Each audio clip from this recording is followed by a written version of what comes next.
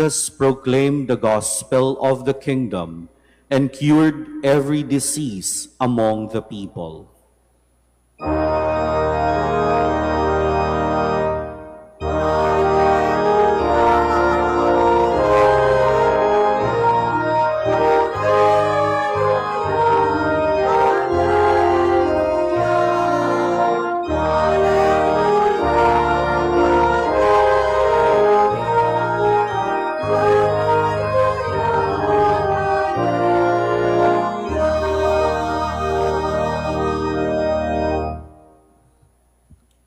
The Lord be with you. And with your spirit. A reading from the Holy Gospel according to Saint Matthew. Glory to you, O Lord.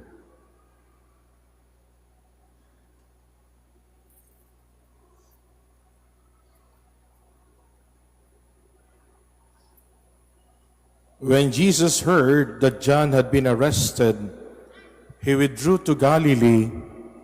He left Nazareth and went to live in Capernaum by the sea, in the region of Zebulun and Naphtali, that what had been said to the prophet Isaiah might be fulfilled. Land of Zebulun, land of Naphtali, the way to the sea beyond the Jordan, Galilee of the Gentiles. The people who sit in darkness have seen a great light. On those dwelling in a land overshadowed by death, light has arisen. From that time on, Jesus began to preach and say, "Repent, for the kingdom of heaven is at hand." As he was walking by the Sea of Galilee, he saw two brothers, Simon, who is called Peter, and his brother Andrew, casting a net into the sea. They were fishermen. He said to them, "Come after me, and I'll make you fishers of men." At once they left their nets and followed him. He walked along from there and saw two other brothers, James the son of Zebedee and his brother John. They were in a boat, and their father Zebedee mending their nets. He called them, and immediately they left their boat and their father and followed him. He went around all of Galilee, teaching in their synagogues, proclaiming the gospel of the kingdom, and curing every disease and illness among the people. The Gospel of the Lord. Praise to you, Lord Jesus Christ. Sumainyo ang kapayapaan. Palapakan natin ang Diyos na buhay.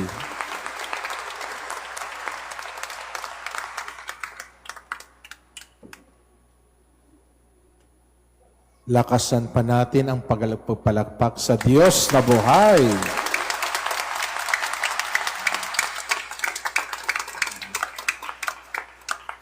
Pwede bang harapin ang katabi? Harapin ang katabi. Sabihin nyo sa katabi nyo, mukhang may pinagdadaanan kayo. Sabihin nyo nga. Sino sa inyo ang may mga pinagdadaanan, pumalakpak ng malakas, no? Ay, meron talaga, ha? Meron talaga, ha?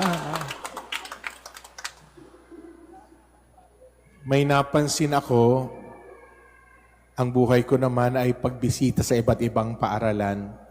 Yung paaralan na pinupuntahan ko, pag pumupunta ako doon, may dalawang magkapatid na talagang hahanapin ako, pinuntang ko na sa classroom, paglabas ko ng classroom, lalabas pa sila, at susundan ako at yayakapin ako ng napakahigpit. I have noticed that every time I would visit that school. Dalawang magkapatid na lalaki. So sabi ko sa kanila, o nasaan ang mga magulang ninyo? Sagot sa akin ng dalawa, si mama po nasa abroad, si daddy po nasa abroad. Sabi pa nung isa, panganay, ang daddy ko po, engineer, nagtatrabaho po sa isang car company. Sabi ko, wow. Sabi ko, pag uwi ha, dapat may pasalubong din ako. Sabi ng dalawa, opo naman, Father. But you know, lately I discovered something. Nakausap ko yung mga nag-aalaga sa dalawang batang yon. Pinaliwanag sa akin ng nag-aalaga, Father, baka napapansin nyo yung mga batang yan ay napakalapit po sa inyo. Hinahanap po kayo palagi. Pati po sa bahay pag umuwi, kinikwento po kayo. Nayayakap niya daw po kayo. Father, yung dalawang batang pong yan ay wala po silang tatay. Sabi ko, ano? Sabi ko, nagkikwento sa akin na ang tatay nila at nanay nila nasa abroad. Ang tatay nila ay engineer sa isang car company. Hindi, Father. Ang engineer ay yung nanay nila. Engineer, Father, sa isang car company. Wala po talaga sila, Father, na kinagis ng tatay. Kaya siguro, Father, malapit sila sa inyo. Kaya siguro, Father, pinaliwanag na namin sa kanila yung kanilang sitwasyon, pero siguro, Father, nahihiya pa silang ikwento ito. No? Alam nyo, ba't ko kinikwento sa inyo ito? Dahil ang bawat isa sa atin may mga tinatawag na dark experience. No? Sabihin nyo nga, darkness. Sabihin nyo, darkness. At maganda itong pag-usapan natin dahil sa ating unang pagbasa ngayon, sabi, the people who walk in darkness have seen a great light. Those who dwell in the land of gloom, a light has shone. Sabihin nyo nga, the people who walk in darkness have seen a great light. Pakiulit, the people who walk in darkness have seen a great light. Anong paanyaya sa atin? Tatlong bagay muna. Una, pag sinabing darkness, ito yung kasalanan, darkness of sin. Sabi ni St. Augustine, sin as turning away from the unchangeable light to lesser things. Tanggapin natin, araw-araw, may mga kamalian tayong nagagawa. At pakiusap ko sa ating lahat, pag mali, tanggapin natin na mali. Huwag na natin i-justify na sabihin natin, tama naman siguro. Pag mali, mali. Pag tama, tama. Amen? When the soul prefers created goods to the Creator, it becomes inwardly dim because it loses the measure of the true reality. Kalimitan sa atin, ang lahat ng bagay na ating pinag-aaksaya ng panahon ay yung mga bagay na makamundo. No? Papunta kami dito, yung mga kasama ko sa sasakyan, nagsisiba rin dito. Pinag-uusapan yung kasi may nakita kaming ililibing, no? Pinag-uusapan nila na sana daw pag namatay sila, maganda yung makeup artist para magmukha daw silang maganda. Sabi ko, Diyos ko, pati ba naman kamatayan, gusto nyo pang mag-itsurang maganda, no? Sabi ko, i-cremate na lang kayo, no? Sabi, wag naman, Father, masakit yon. Meron daw ngayon na bagong pamamaraan na hindi na cremation, oxidation ba, no? Ilalagay daw sa napakalamig na klima, tapos hanggang sa matunaw na lang yung katawan. Sabi ko, wag natin pag-usapan ito, wag natin itong pag-aksaya ng panahon. Lahat naman tayo mamamatay, pero ang mahalaga, yung pangako ng Diyos na buhay na walang hanggan. Amen? Una, darkness of sin. Pangalawa, darkness of pride. Alam nyo, sa buhay natin, nagpapayamanan,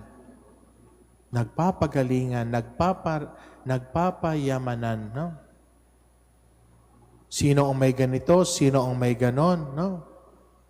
Yung mga bata nga, kung minsan naririnig ko. Alam nyo, totoo lang, no? Ang nagbibigay sa akin ng cellphone ay ang kapatid ko. Hindi ko alam kung ano yung mga cellphone na yun, kung ano yung mga iPhone 13, 14, 15, hindi ko alam yan. Ay, yung mga bata, alam na alam ito. One time, nakita ng bata yung cellphone na hawak-hawa ng kasama ko. Sabi ng bata, wow, iPhone 17, sana all. Ano iPhone 17? Yung mga bata, alam na alam ito. No? Pagalingan. Gusto yung pag may uso, lahat meron. Di ba? Ang tawag dito, pride. Sabi ni St. Augustine, pride is dark because it makes the self the sun. Humility is light because it let God shine. So pride, pangalawang darkness is pride. Huwag na tayo magyabangan. Na? Sabihin nyo nga sa katabi mo, mukhang mayabang po kayo. Sabihin nyo sa katabi nyo, sagutin mo, ikaw din. No. Diba? Huwag natin kainggitan ng ating kapwa. Di ba may kanta nun? Huwag ano yan? Ano yan? Umasa ka sa Diyos ang mabuting gawin. Di ba? Kinakainggitan ng kapwa. Nakita yung kapitbahay, may bagong sasakyan. Sasabihin, saan kaya ninakaw yun? Grabe naman, nakaw agad. Grabe naman. Di ba? Grabe naman, oh. Nakita yung kapitbahay galing sa abroad. Ang dami mga daladalang balikbayan box. Ang sasabihin, siguro nakapag-asawa yun ng foreigner. Nag-abroad lang, asawa agad ng foreigner. Hindi lahat ng foreigner mayaman. Alam niyo ba yon? Yes or no? Yeah. Ganun tayong tao. Darkness of pride. Na? Baka pwede ito yung pangalawang bagay na iwasan natin, no? Pangatlo, darkness of hardship. Lahat tayo may pinagdadaanan, no? Kinukulang sa pinansyal, nahihirapan sa buhay, may sakit na pinagdadaanan, no? Ngayon ko lang napagtanto, pag tumatanda pala, nagkakaroon ng mga maintenance. Totoo ba yon? Yes or no? Yeah. Sino sa inyo ang may mga maintenance medicine? Pumalakpak ng malakas. Uy, bata pa kayo, may mga maintenance na kayo? No, grabe. Nung kausap ko 5 days ago, sabi ko, ano ang mga maintenance mo? Sabi niya, Diyos ko, Father, 6 po ang iniinom kong gamot. 6? Oo daw, 6. Totoo lang, sino ang mga may... Di ba pag sinabing maintenance, iniinom araw-araw? Tama ako? Yes or no?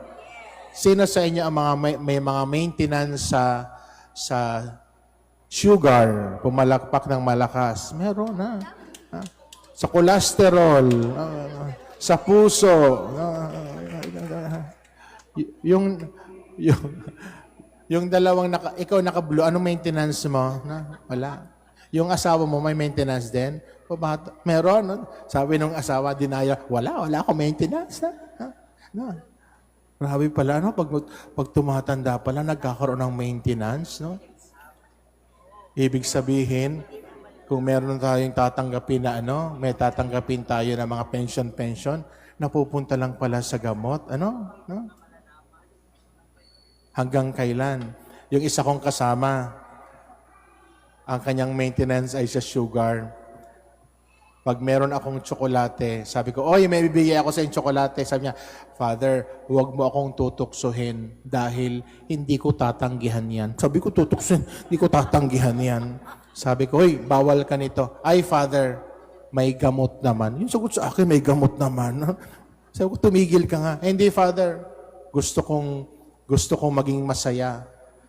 Gagamot na lang ako. Unang-una sa lahat, ipagpasalamat natin dahil may gamot. Amen? Uy, amen? May maintenance ka, pero salamat sa Diyos, may gamot. Amen? May sakit ka, may maintenance ka, salamat sa Diyos, mayroon kang pambili. Amen? May maintenance ka, salamat sa Diyos dahil maaga pa nalaman mo. Amen? Yung buhay mo na dapat 5 years, magiging 5.5 na. Amen? 5.5 lang pala. Darkness of hardship. Hardship is not always darkness. It can be a place where God is. Light means not always immediate relief, but finding meaning, presence, and promise. May maintenance. Sige lang, sundin yung sinabi ng doktor. Pagdating ng oras, pag nag-check up ka, sasabihin ng doktor, o sige, pwede mo nang bawasan. Di ba? Huwag kang magdodoktor-doktoran. Sabi mo, ay, babawasan ko na. Hindi pwede yon. Tumatawa, itong may mga tumatawa. Ito siguro yung mga gumagawa ng paraan, bawasan ko na nga. Alam nyo, sa tatlong darkness na ito, yun ang hamon sa atin. Number 1, darkness of sin, ang hamon sa atin, light of holiness.